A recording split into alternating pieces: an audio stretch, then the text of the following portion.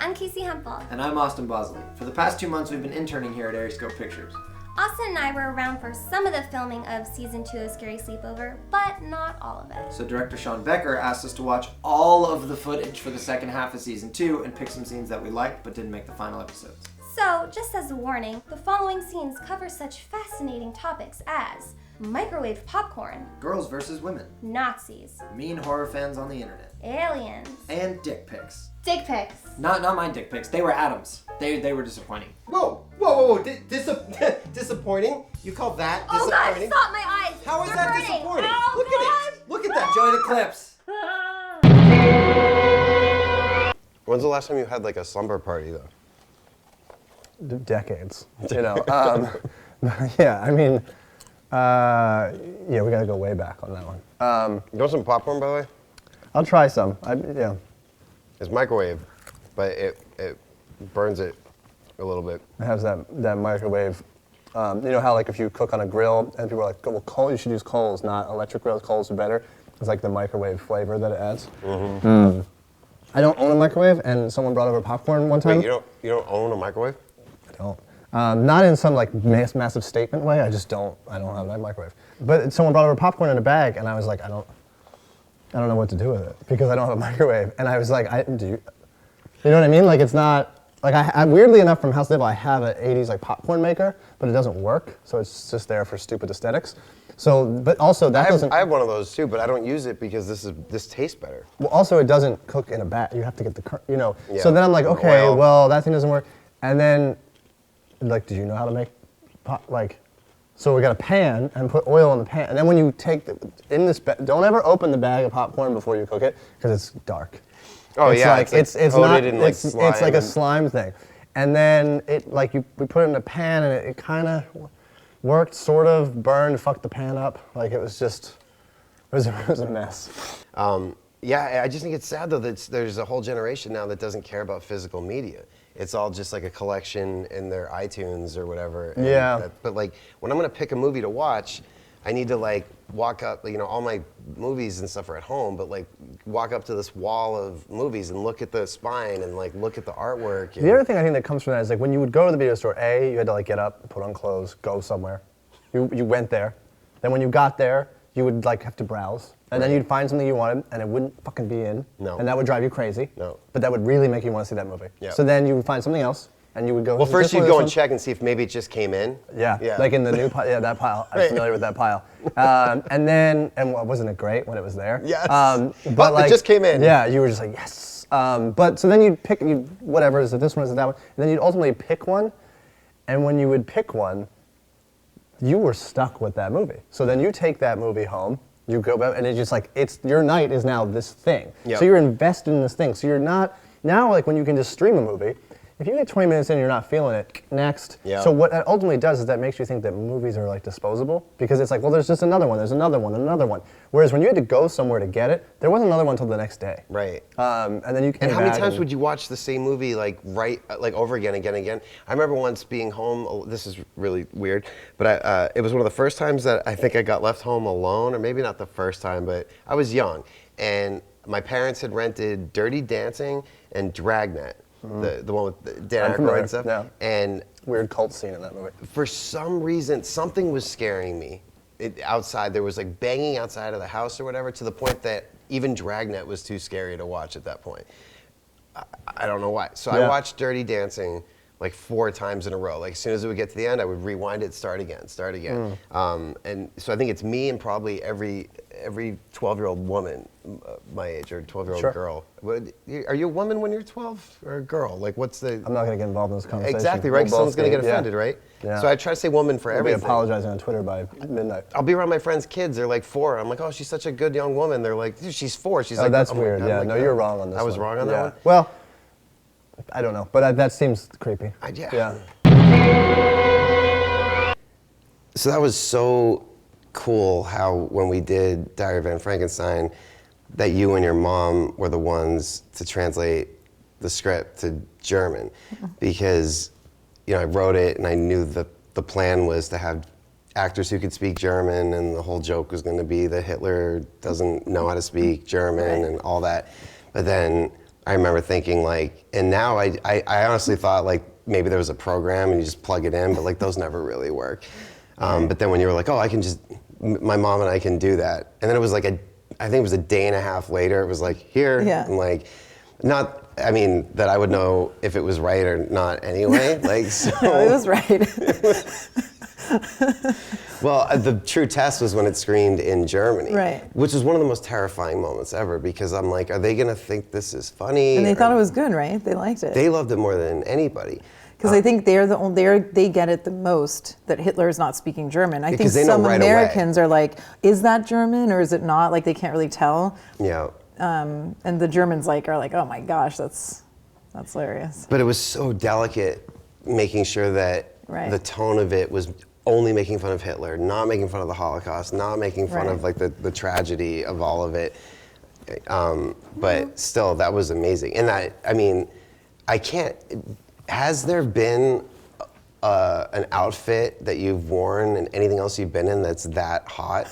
No, I don't think so. No, The gloves, that the was whole- like the most amazing outfit, the most amazing hair, everything about that. The only thing is like I'm always like, oh, I should print out one of these photos for like a convention, and then I'm like, no, but I'm a Nazi. I mean, there's swastikas on it. Like, what if someone saw it in the wrong context and they thought I was selling photos of myself as like a Nazi?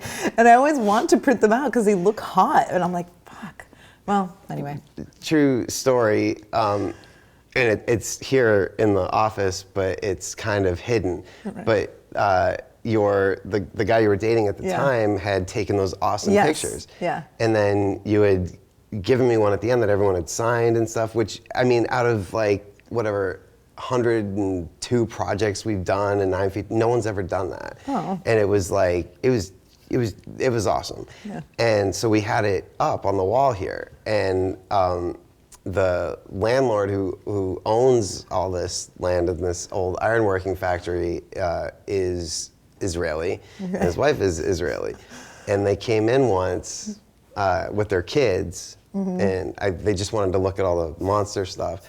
And I could see that, like, the moment they walked in, all they saw was swastika and all the monster shit. And I'm listening to Deicide or whatever at the time, and I could tell that they were looking at it. And I'm trying to think of a way to explain it.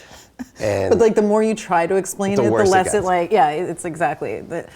I guess if they would just see the movie. Yeah. Although it can be offensive to some people too. I've only heard of like. There was one person who was offended in London, but they were a neo-Nazi and they were offended that I painted Hitler like a clown. I'm like, Wow. okay. Wow. No, a friend of mine that I brought to the premiere who's Jewish was kind of like a little, he was a little thrown off, but he wasn't like super offended, but I could tell he didn't quite think it was as funny or something. I found that most of the people who were offended by the title. So as soon as it started, we're like, what? Right. I was, because I didn't come up with the title. It was Rifkin.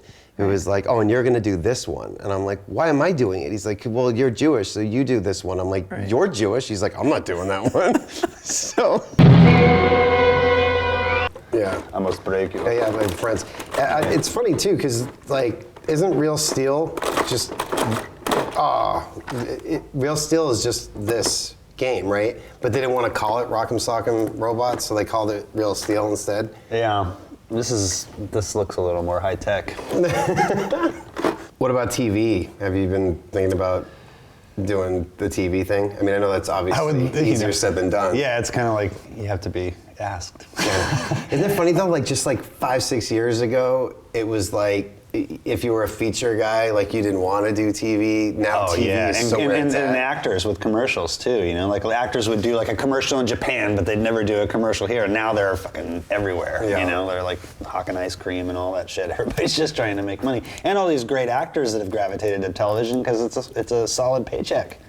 You know, actors that never would have done television. You know, but yeah, I would fucking love to do television. I would do commercials in a second. Yeah, and commercials, yeah. Would you like another Teddy Graham? Yeah. They're delicious. Cool. It was so sinister the way you said that. Horror directors love Teddy Grahams. Yeah. You can bite their heads off. Oh, okay, the commercial thing. I'm pretty slow, dude.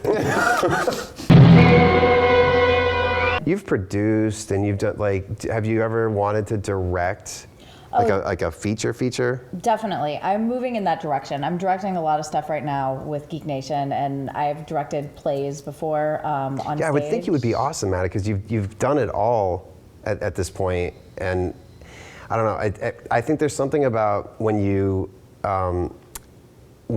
done the thing that you're trying to lead other people to do. And I always say that to other people that want to direct. It's like, you don't have to be the best cinematographer, the best actor, the best editor, but you need to have done it a little bit. And so you know how to lead. You need to, absolutely. You can't just approach it from the single-mindedness of it's my story, I'm telling it, I'm the director. You have to have it's a larger concept, Right. This was also a really funny scene. Now, if you watch this, Peyton, who, like I said, this was his first feature. This is the locker room scene here. There's a really long, this is one long shot here, but it was actually supposed to be a much longer shot, except we couldn't do it after trying 18 times. Why couldn't you do it? Well, the camera was on a dolly, or on a Steadicam pack, walking backwards, and he just kept running into things, and everyone was getting frustrated. It was really hot in the locker room. So eventually Peyton was like, you know what, I'm not Scorsese right now, and this is a cheerleading movie. We're gonna cut and then we'll pick it up, So anyway, he really had a vision though, Peyton's he definitely did. So talented. And this movie has such a voice, you know what I mean? It's again, in a million years, I never would have expected, when I saw the trailer or the poster, that I would even want to see it. Right. And I don't remember why I did or how it happened, but a good movie is a good movie. I don't care what kind of movie it is. You were tasked with one of the most, I'd say, difficult jobs of all time, which was putting Jason in space. And that had to have been so intimidating, even though I'm sure it was, fun as anything, and which shows in the movie. But it's one of those things where this is gonna happen, this is the direction they're going in, and better to have a fan doing it, who's also a good writer, but knowing before you even write exterior Crystal Lake or any of it, that just given the nature of what it is, there's going to be people that either won't give it a fair chance or are going to complain or whatever. And I feel like in time that film finally has the respect that it deserves. But I remember when it first came out, even I was kind of how are they going to do this? And then walking out of it and being I was smiling the whole fucking time. I love it.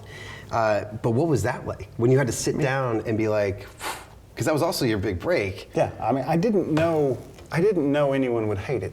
I had seen, I'd seen some of the movies that didn't do well in space. Right. But it never occurred to me that we would, originally we were going to do Blade Runner, and they came back and said, well, we don't have enough money. Because we just wanted to push it in the future far enough that it didn't screw with Freddy vs. Jason. But I was like, well, let's do Alien, because Alien is dirty and it's cheap, and we bring in, instead of Sigourney Weaver, we bring in a bunch of teenagers, and instead of aliens, we bring in Jason.